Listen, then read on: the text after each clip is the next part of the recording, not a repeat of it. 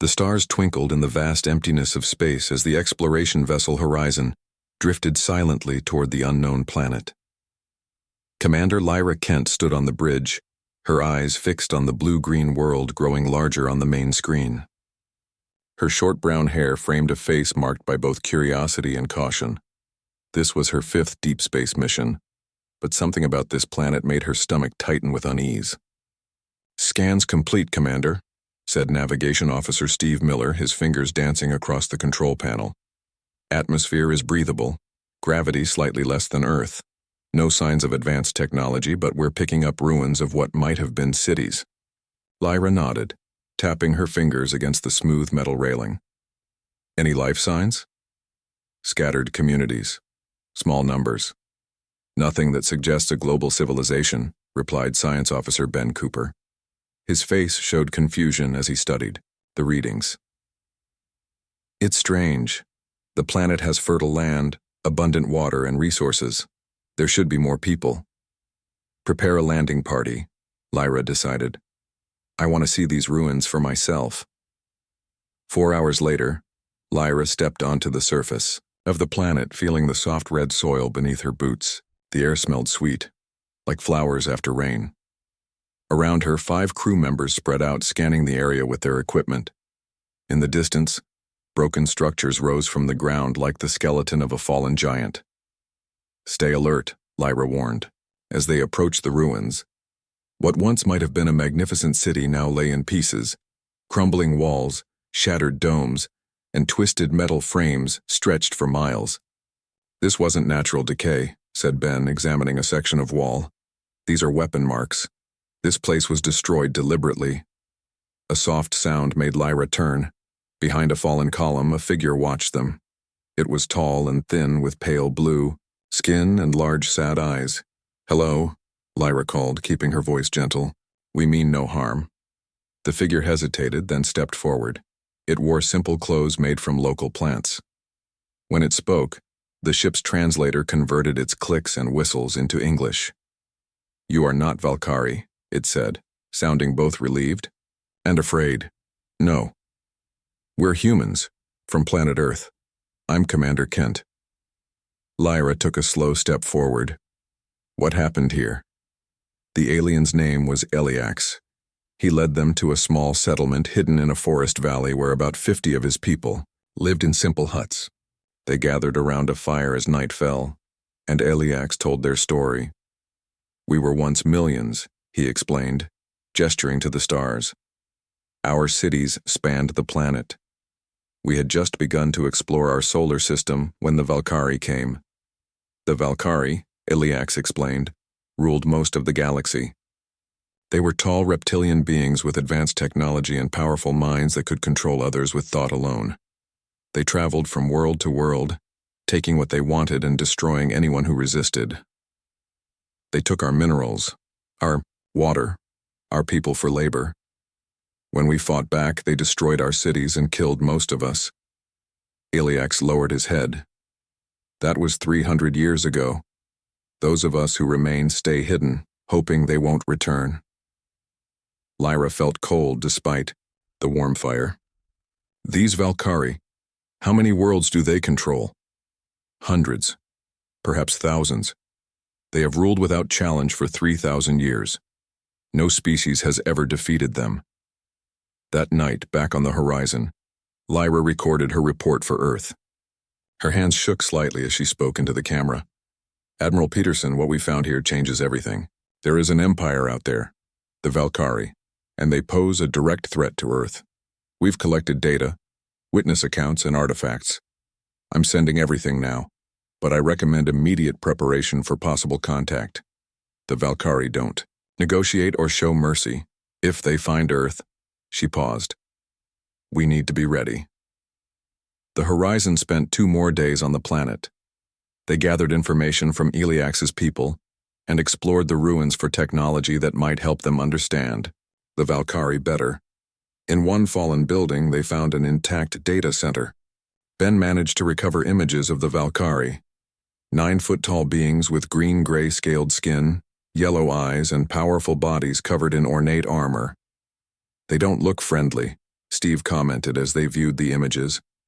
On the third day, Lyra left a communication device with Eliax so they could stay in contact.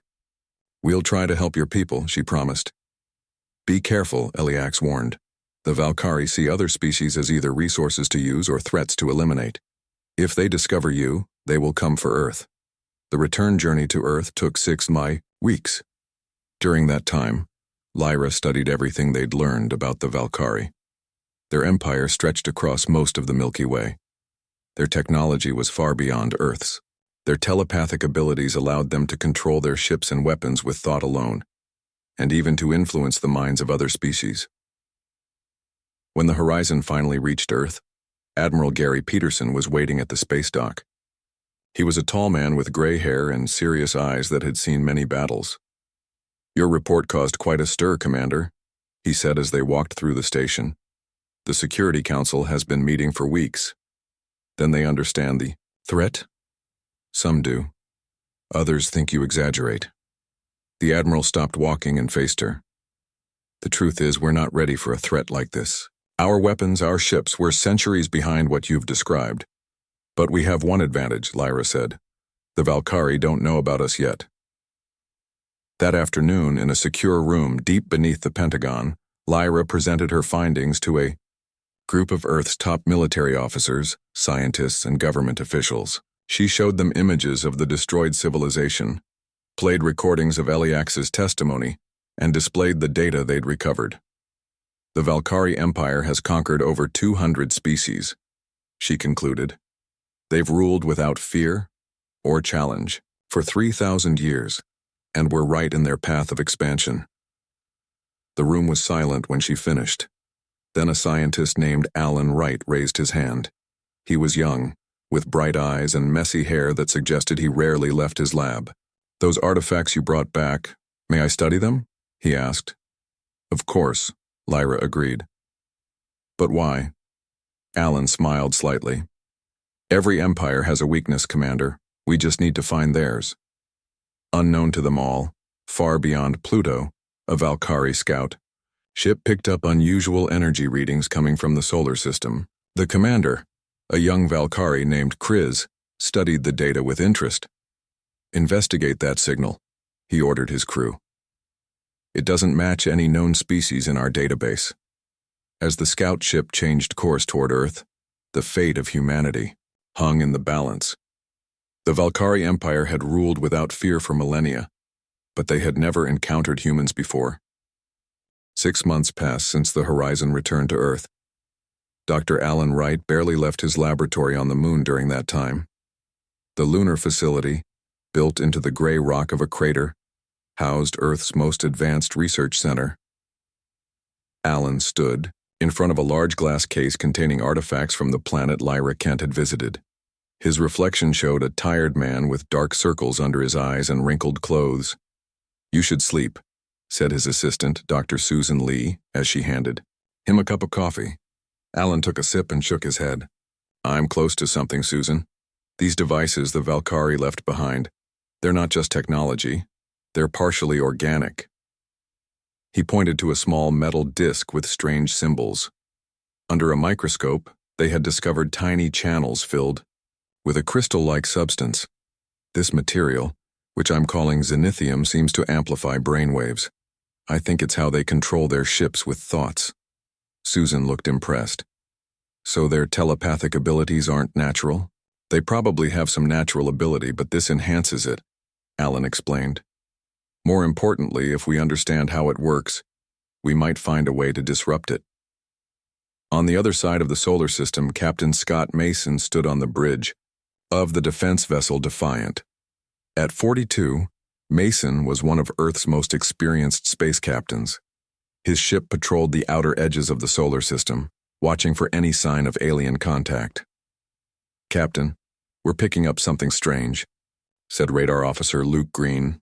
His young face looked worried as he studied his screen. "It's big, and it's dropping out of faster-than-light travel near Neptune." Mason moved quickly to the main viewer. A massive ship appeared, at least 20 times larger than the Defiant.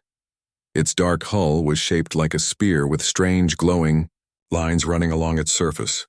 Battle stations, Mason ordered calmly, though his heart raced. But hold position, do not engage. Sir? Questioned his first officer, Kelly Ward. Protocol says... I know what protocol says, Mason interrupted, but we've never faced anything like this before. Let's observe first. The huge ship moved slowly toward the inner solar system. Soon, all Earth's defense vessels were on high alert. In Washington, D.C., President Olivia Carter called an emergency meeting of world leaders. Commander Lyra Kent and Admiral Peterson joined them, along with video. Links to Alan Wright on the moon. It's definitely Valkyrie, Lyra confirmed, looking at the images from the Defiant. The design matches what we saw in the data from Eliax's planet. Can we fight them? Asked the Russian president. Admiral Peterson shook his head. Not directly. Their weapons technology is centuries beyond ours. Then we surrender? Asked another leader, voice filled with fear. No, President Carter said firmly. Dr. Wright, tell them what you've discovered. Alan explained his findings about Zenithium and the Valkyrie telepathic network. Their entire military depends on this mental connection. If we could disrupt it, we might have a chance. How long would you need? Carter asked. Weeks, maybe months for a working prototype, Alan admitted. As if hearing their conversation, the Valkyrie ship broadcast a message to Earth. The screens in the meeting room changed to show a tall reptilian being with yellow eyes and scales that shimmered with a metallic gleam. When it spoke, its voice was deep and cold. People of Earth, I am Supreme Overlord Kraz of the Valkyrie Dominion. Your planet is now under our control. Surrender immediately and submit to our authority. Resistance will result in destruction. You have one of your Earth days to respond. The room fell silent after the message ended. President Carter stood up, her face determined. We need time, she said. Admiral Peterson, activate Project Prometheus. Dr. Wright, you'll get whatever resources you need. And someone find me a diplomat who can keep these aliens talking. Ambassador Frank Mitchell was eating dinner with his wife when the call came. At 65, he had negotiated peace between nations for decades. Now, he was asked to negotiate with aliens. They'll expect us to surrender immediately, Admiral Peterson told him as they flew toward the meeting point in space. Your job is to delay them. Buy us time. Frank nodded, straightening his tie. How much time do you need? As much as you can get us. The meeting took place on a neutral space station between Earth and the Moon. Frank led a small team that included several scientists secretly working with Alan Wright. Hidden among them was Dr. Lisa Powell, a neurobiologist who specialized in brainwaves. Supreme Overlord Kraz arrived with 6 Valkyrie guards. They towered over the humans, their armor gleaming in the station's lights. Kraz looked down at Frank with obvious contempt. Your surrender terms are simple, Kraz said without greeting. Earth will provide resources and labor as we require. Your militaries will disband. Your governments will answer to Valkyrie overseers. Frank smiled politely. Supreme Overlord, we appreciate your directness. However, Earth has many nations and complex systems.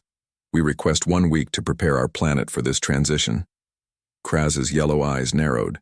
He reached out with his mind, attempting to push his thoughts into Frank's consciousness, a technique that had worked on countless species before.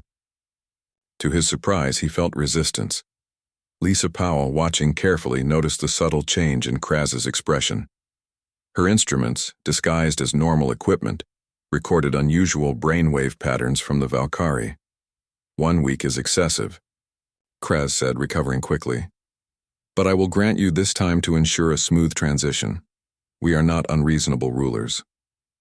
Back on Earth, military engineer Diane Collins worked with teams around the world to prepare Earth's defenses. In her workshop at a secret base in Colorado, she examined the design Alan had sent from the moon. We need to install these shield modifications on every ship we have, she told her team. The shields won't stop their weapons, but they might block their telepathic commands. Working day and night, people across Earth prepared for what might be humanity's final stand. Small stealth ships designed to avoid detection were positioned throughout the solar system. Each carried special forces troops trained for space combat. On the moon, Alan made a breakthrough. I've done it. he told Susan, holding up a small device. This should disrupt their telepathic network within a limited range. Now we just need to figure out how to extend that range across their entire fleet. In her laboratory nearby, Lisa Powell studied the brainwave readings from the Valkyrie meeting. "Alan, look at this," she called, excitement in her voice. "Compare the Valkyrie brainwaves to human patterns. See the difference?" Alan studied the readings. They operate on completely different frequencies. "Exactly," Lisa said. "And that's why they couldn't read Ambassador Mitchell's mind. Our brains naturally resist their frequency. If we can boost that resistance and find a way to project a counter-frequency." As they worked, the Valkyrie warship orbited Earth, waiting for the surrender that would never come. And unknown to Kraz, humanity was preparing not to give up but to fight back in a way the Valkyrie had never expected. The week of preparation was almost over. In the underground command center beneath Washington, D.C., President Carter studied the latest reports from around the world. Every nation had united against the Valkyrie threat. Old enemies now worked together, sharing resources and technology in a desperate effort to save their planet. "What's our status?" she asked Admiral Peterson, who stood beside her at the large situation table. "Dr. Wright and Dr. Powell have completed the telepathic disruptor prototype," he replied. "Engineer Collins has installed shield modifications on 60% of our fleet. The stealth ships are in position. We're as ready as we can be." Carter nodded, her face showing the strain of sleepless nights. "And if we fail?" Peterson looked at her with steady eyes. "Then humanity goes down fighting." On the moon base, Alan and Lisa worked frantically to improve their disruptor device. The small metal box contained carefully arranged xenithium crystals programmed to emit counter-frequencies to the Valkyrie telepathic network. "The range is still too limited," Alan said, rubbing his tired eyes. "It only works within 50 meters. Lisa adjusted some settings, her fingers moving quickly over the controls. "What if we connect it to the lunar communication array? That could broadcast the signal throughout the solar system." Alan looked up, excitement on his face. "That might work. But we'd need to modify the array, and there's no time." "Maybe we don't need to," Lisa said thoughtfully. "What if we load the disruptor onto a ship and physically bring it to their command center? The closer to their telepathic network hub, the more effective it would be." In space, Ambassador Mitchell met with Supreme Overlord Kraz for the final time. The Valkyrie leader's patience was clearly running out. "Your time is up," Kraz said, his tail swishing with irritation. "Where are your surrender documents?" Frank smiled politely. "We have them prepared, Supreme Overlord, but our world leaders request a small ceremony on Earth to formalize the transition. It is our custom to mark significant changes with ritual." Kraz's yellow eyes narrowed. "More delays? I begin to question your sincerity, human." "Not at all," Frank assured him. "Just a matter of proper procedure. One more day to ensure a smooth transition." Kraz stood to his full height, towering over the human ambassador. "No more days. I will show you what happens to those who test Valkyrie patience." Without warning, the massive Valkyrie warship fired on the moon base.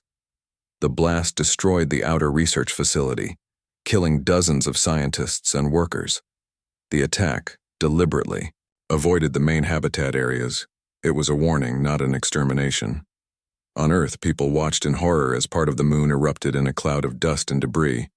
In the command center, President Carter gripped the edge of the table. "They've forced our hand," she said grimly. "Admiral, initiate Project Prometheus, now." Across the solar system, Earth's defense fleet moved into position. On the bridge of the Defiant, Captain Mason received the orders he had been waiting for. "All hands to battle stations," he announced. "Remember your training. Today we fight not just for Earth, but for every species the Valkyrie have ever oppressed." The Earth fleet engaged the Valkyrie warship in orbit. Their weapons seemed to have little effect on the massive alien vessel. But the attack served its purpose. It distracted the Valkyrie from the small stealth ships now approaching from multiple directions. One of these ships carried Navy SEAL Jack Martinez and his team of 5 elite soldiers. Jack was 35, with a quiet confidence that came from years of dangerous missions. This was by far the most important. "Remember," he told his team as they prepared to board the Valkyrie ship, "our only objective is to reach their command center and plant the disruptor device. Dr. Wright says it needs to be as close to their telepathic hub as possible." Each member of the team carried special equipment designed by Lisa Powell. The helmets had been modified to shield their brains from Valkyrie telepathic influence. Their weapons were non-standard, designed to work against reptilian physiology. Using advanced cutting tools, they created an entry point in the outer hull of the Valkyrie ship. The interior was strange, organic curves mixed with metallic structures. The air was warmer and more humid than Earth normal. "Stay alert," Jack whispered as they moved through the corridors. "According to the scans, we need to head toward the center of the ship." They encountered their first Valkyrie guards at a junction. The tall aliens moved with frightening speed, but Jack's team was prepared. They fired their special weapons, which released a neurotoxin specifically designed to affect Valkyrie nervous systems. The guards fell without raising an alarm. 4 levels to go, Jack noted, checking the small device on his wrist. Meanwhile, on what remained of the moon base, Alan and Susan worked frantically to repair the communication array damaged in the attack. If they could get it working, they could broadcast a supporting signal to boost the disruptor's effect. "Hand me that connector," Alan said, half his body inside an access panel. Susan passed him the tool. "Even if we fix this, the range will be limited with half the array destroyed." "We don't need full range," Alan replied, his voice muffled. "Just enough to reach the Valkyrie ship." Back on the alien vessel, Jack's team fought their way closer to the center. They lost 2 members to Valkyrie defenders but pressed on. Finally, they reached a large door marked with symbols that matched the artifacts from Eliax's planet. "This has to be it," Jack said. He placed explosive charges on the door. "Take cover." The explosion blew the door open. Inside was a vast chamber filled with glowing technology. In the center floated a large cluster of zenithium crystals pulsing with energy. Several Valkyrie worked at control stations around the room. "Plant the disruptor," Jack ordered. "I'll cover you." One of his team rushed forward while Jack and the others provided covering fire. The soldier reached the crystal cluster and attached the disruptor device to its base. Just as he activated it, a blast from a Valkyrie weapon struck him in the chest. "Miller!" Jack shouted, running to his fallen comrade. But it was too late. The disruptor began to pulse with a counter-frequency to the Valkyrie telepathic network. Immediately, the aliens in the room clutched their heads in pain. Throughout the ship, Valkyrie crew members experienced the same effect. On the bridge, Supreme Overlord Kraz felt the disruption tear through his mind. He roared in pain and rage. "Find the source," he commanded, fighting through the mental interference. "Kill the humans." On the moon, Alan made the final connection to the repaired array. "Now, Susan." Susan activated the broadcast. The signal from the moon base joined with the disruptor on the Valkyrie ship, amplifying its effect.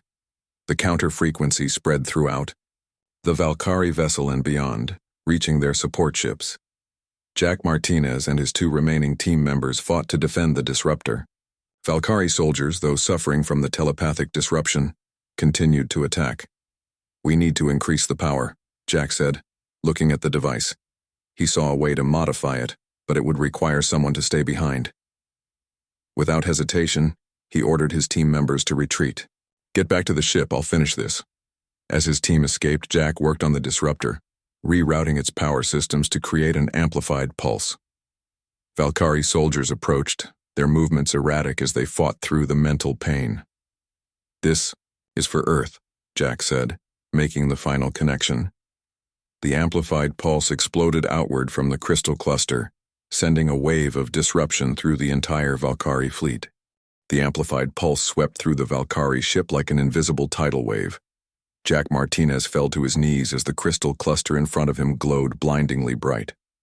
The Valkyrie soldiers approaching him collapsed, their mental connections shattered by the overwhelming disruption. Jack knew he should run, but his body wouldn't respond. The disruptor was drawing energy from its surroundings, creating a feedback loop that grew stronger by the second. Through blurry vision, he saw the crystal cluster begin to crack. A strange peace came over him as the light engulfed everything. In Earth's orbit, Captain Mason watched in amazement as the Valkyrie warships began to drift. Some collided with each other, their coordinated movement suddenly gone. "What's happening?" asked Kelly Ward, his first officer. "The disruptor is working," Mason replied, his voice filled with hope. "Their telepathic network is down." On the main Valkyrie ship, Supreme Overlord Kraz fought through the mental pain. Unlike most of his crew, Kraz had been trained to function without the telepathic network in emergencies. He stumbled through the corridors toward the command center, determined to regain control. When he reached the crystal chamber, he found destruction. The once beautiful crystal cluster was shattered, its pieces scattered across the floor. Most of his operators lay unconscious, and in the center of the room knelt a human, barely alive but still conscious. "You," Kraz growled, drawing his weapon. "You did this." Jack looked up, his face pale but his eyes defiant. "We all did. The species you thought were too weak to fight back." Kraz aimed his weapon at Jack's head. "This changes nothing. We will rebuild the network. We will—" A second explosion rocked the ship as one of the crystal fragments completely overloaded. The blast threw Kraz against a wall, knocking him unconscious. The ceiling began to collapse as the ship's systems failed. Jack tried to move but couldn't. As darkness closed in, he thought of Earth, safe for now, and smiled. Back on Earth, cheers erupted in the command center as reports came in from the fleet. The Valkyrie ships were disabled, their crews incapacitated by the disruption of their telepathic network. "We've done it," Admiral Peterson said, his normally stern face breaking into a smile. President Carter wasn't celebrating yet. "What about our boarding team? Any word from Jack Martinez?" Peterson's smile faded. "We lost contact when the pulse was amplified. The two team members who made it back to their ship report that he stayed behind to boost the signal." "So he's still on the Valkyrie vessel?" "If he survived the pulse." "Yes." Carter turned to her communications officer. "Get me Captain Mason." On the Defiant, Mason received new orders. "Search and rescue, sir," his communications officer reported. "We're to attempt to locate and extract SEAL Team Alpha's commander." Mason nodded. "Take us in closer to the Valkyrie flagship. Prepare a rescue team." The Earthship approached the massive alien vessel cautiously. Scans showed extensive internal damage and failing life support systems. Most of the Valkyrie crew were either unconscious or disoriented, unable to coordinate without their telepathic connection. "I'm picking up a faint human life sign," reported the scanner operator. "Central chamber, level 12. Mason dispatched a rescue team immediately. They found Jack Martinez trapped under fallen debris, barely alive but still fighting. They rushed him back to the Defiant's medical bay. "Will he make it?" Mason asked the ship's doctor. Dr. Ellen Rivera looked up from her patient.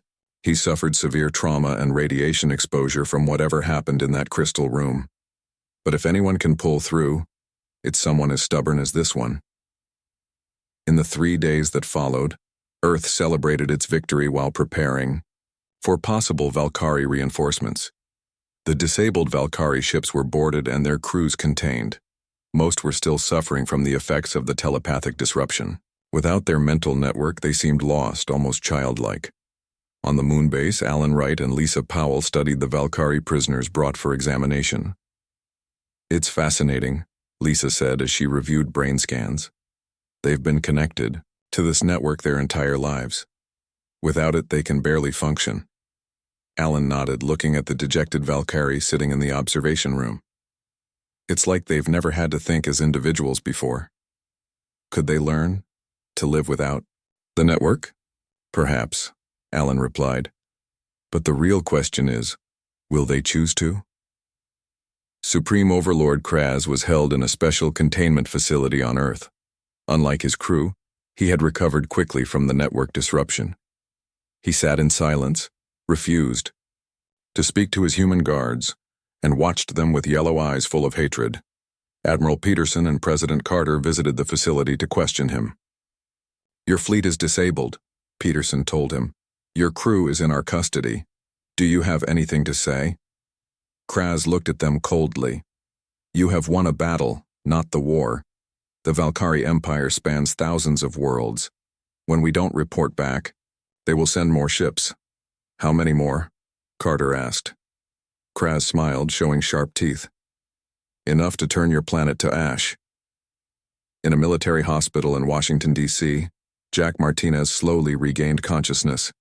His body was covered in bandages, and medical equipment surrounded his bed. Through the haze of pain medication, he saw someone sitting beside him. Captain Mason? He mumbled. Mason leaned forward.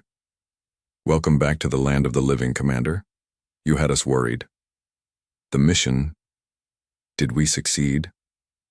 Beyond our wildest hopes, Mason assured him. The Valkyrie fleet is neutralized. Earth is safe. Jack tried to sit up but winced in pain. For now, but there will be more. Mason nodded gravely. That's what their leader says too. Then we need to be ready, Jack said, his voice growing stronger. What we learned, what we did, it worked once. It can work again. As Jack recovered, scientists around the world studied the captured Valkyrie technology. Engineer Diane Collins led a team integrating alien tech with Earth's defense systems. The shields she had designed were being improved using Valkyrie materials. In his lab, Alan Wright made an exciting discovery. He burst into Lisa Powell's office holding a datapad. I've been analyzing the signal patterns from the Valkyrie ships, he explained breathlessly. They weren't just communicating with each other.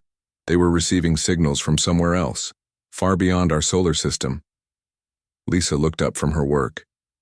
Their homeworld? Maybe, or some kind of central hub for their entire empire. Alan showed her the data. If we could locate it and if we could broadcast our disruptor signal there, we could disable their entire command structure, Lisa finished, understanding. Immediately, the news reached President Carter during an emergency meeting of world leaders. Plans were already being made for Earth's defense against future Valkyrie attacks. So we have a potential way to strike at the heart of their empire? She asked. Admiral Peterson nodded. It's a long shot, but yes. Dr. Wright believes we could use their own communication network against them.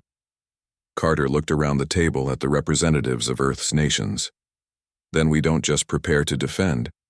We prepare to take the fight to them. For the first time in 3,000 years, the Valkyrie Empire faced a species that could truly challenge them. The empire that had ruled without fear now had reason to be afraid. 3 months passed since Earth's victory over the Valkyrie fleet. The world had changed in ways no one could have imagined before. Nations that once fought each other now worked together. Scientists shared discoveries freely. A new sense of unity spread across the planet.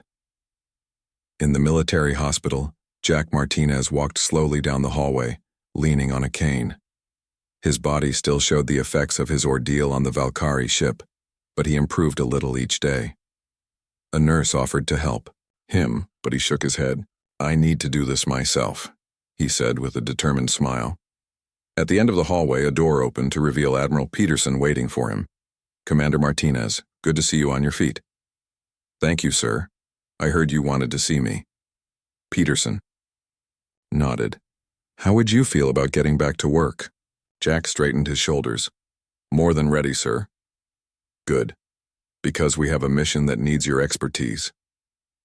They walked together to a waiting car that took them to the Pentagon. In a secure conference room, Jack was surprised to find President Carter, Dr. Wright, Dr. Powell, and representatives from several other nations. Commander Martinez, President Carter greeted him warmly. Please, have a seat. You're an important part of what we're discussing today. On the large screen, at the front of the room was an image of space with several points highlighted in red. These are Valkyrie-controlled worlds we've identified from the data in their ships, Alan Wright explained.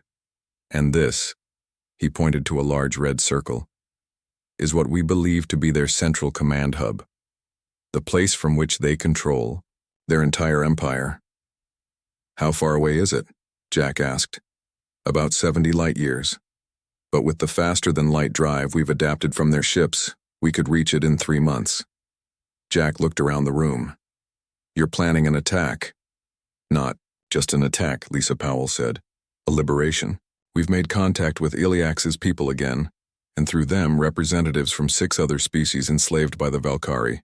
They're ready to rise up if we can disable the telepathic network throughout the Empire. President Carter leaned forward. We're calling it Operation Freedom. A coordinated strike against the Valkyrie Central Command combined with rebellions on dozens of worlds. We want you to lead the mission to their command hub. Jack took a deep breath. When do we leave? 1 month. That's how long it will take to finish building our new flagship. Meanwhile, in the containment facility, Supreme Overlord Kraz remained a prisoner. Day after day, human scientists and diplomats tried to speak with him. Most days, he ignored them completely. But today was different. When Dr. Powell entered his cell, he actually looked at her. "Why do you keep coming here?" he asked, speaking for the first time in months. "To understand," Lisa replied simply. "We want to understand your species, your empire." Kraz made a sound that might have been a laugh. "Understand? You are animals to us, resources to be used. Then why talk to me now?" Kraz moved closer to the barrier that separated them. "Because I am curious. How did animals develop the ability to resist our control? In 3,000 years, no species has ever done that." Lisa considered her words carefully. "Perhaps because you never gave them the chance to develop on their own. You controlled them too completely. And humans? We were lucky. You didn't find us until we had already built our civilization our way." Kraz studied her with those yellow eyes. "It won't save you. Even now, our reinforcements approach." Lisa nodded. "We know. But we'll be ready." 1 month later, Earth's new flagship was ready. Named the Alliance, it combined human engineering with Valkyrie technology. It was the largest ship ever built by human hands and the fastest. Admiral Peterson stood on the bridge looking at the assembled crew. Many were from Earth's military, but others represented scientific teams and even delegates from Iliax's planet. "Today, we embark on the most important mission in human history," Peterson said. "Not just to defend our world, but to free countless others from tyranny. The Valkyrie have ruled without fear for 3,000 years. Today, that changes." Captain Mason would command the Alliance, with Commander Martinez leading the strike team that would infiltrate the Valkyrie command hub. Dr. Wright and Dr. Powell joined as scientific advisors, bringing an improved version of the telepathic disruptor.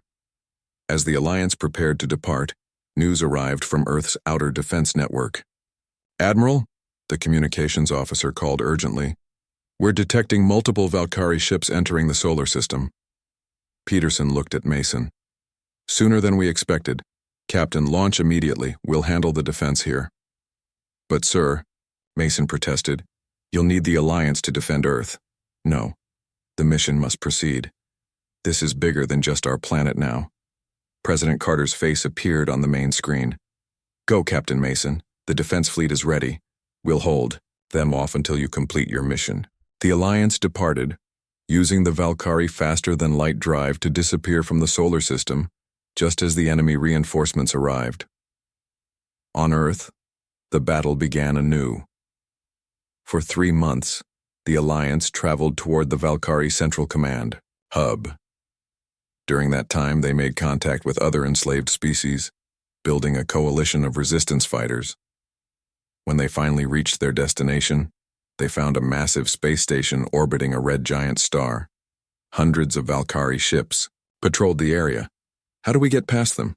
Jack asked, looking at the seemingly impossible odds. Alan smiled. "We don't have to. Look." He pointed to the data readings from the station. "That's their main telepathic amplifier. It's thousands of times larger than what we saw on their ships. It controls their entire network across the galaxy. If we can plant our disruptor there, every Valkyrie in the Empire would lose their connection at once," Lisa finished. Using stealth technology adapted from their previous encounter, the Alliance approached the station undetected. Jack led his team, larger this time and better equipped, through the outer defenses. "Remember," he told them as they prepared to board, "our only objective is to reach the central amplifier and plant the disruptor. Everything else is secondary. The mission was not easy. Despite their preparation, the team faced fierce resistance. Several members fell to Valkyrie defenders, but inch by inch, they fought their way to the heart of the station. In the central chamber, they found a crystal structure larger than a house, pulsing with energy that connected Valkyrie across thousands of worlds. "Plant the disruptors," Jack ordered. All of them. His team placed devices at key points around the structure. As they finished, alarms blared throughout the station. A voice announced something in the Valkyrie language. "What's that?" One of the team members asked nervously. "Self-destruct sequence," answered one of the alien allies who had joined their mission. They would rather destroy the station than lose control. Jack looked at the timer on his device. "We have 2 minutes before the disruptors activate. Everyone back to the ship now." His team raced through the station as it began to break apart around them. Jack was the last to reach the extraction point, diving through the airlock just as the section behind him exploded. "Go!" he shouted to the pilot. "Get us out of here!" The Alliance retreated to a safe distance as the disruptors activated. The crystal structure at the heart of the Valkyrie Empire shattered, sending a wave of disruption through the telepathic network. Across the galaxy, the effect was immediate. On 1,000 worlds, Valkyrie overlords suddenly lost their mental connection. The enslaved species, prepared by the Alliance's advance messages, rose up against their weakened masters. On Earth, the attacking Valkyrie fleet suddenly drifted aimlessly in space, their coordinated attack falling apart. 3 days later, representatives from 7 formerly enslaved species met aboard the Alliance to form a new coalition, the Galactic Alliance of Free Worlds. Earth, as the catalyst for liberation, was offered a central role. Jack Martinez, watching from the back of the room, felt a sense of pride unlike anything he had known before. Humanity had not only saved itself, but had freed countless others. They ruled without fear, he murmured to himself, until humanity brought them down.